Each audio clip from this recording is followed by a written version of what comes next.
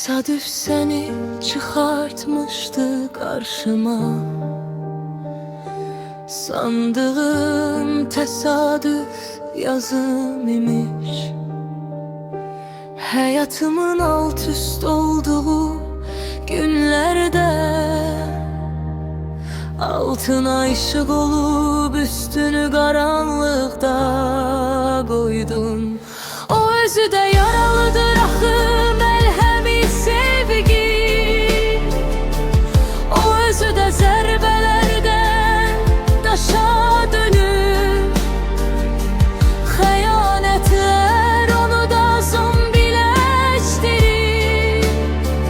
İki yaralı bir arada sağılabilir mi bilmem.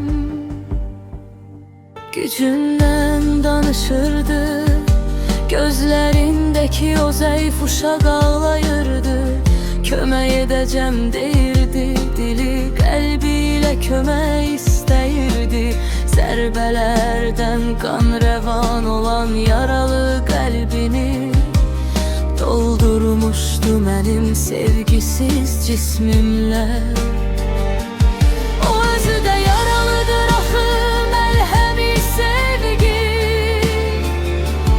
O özü də zərbələrdən daşa dönür.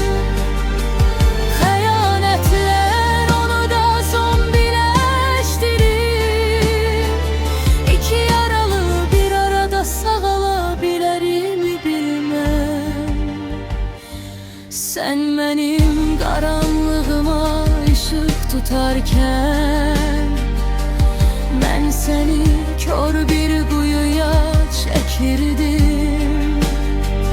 Bağışla mən özümü xilas edərkən səni addım addım məhv edirdim. Hər gün biraz daha yaxşı edərkən məni mən onu məhv edirdim qəlbimdə bir başqasıyla.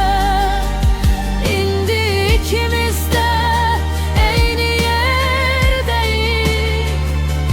O mənim qəlbimdə yaralı, mən onun sevgisində günahkar.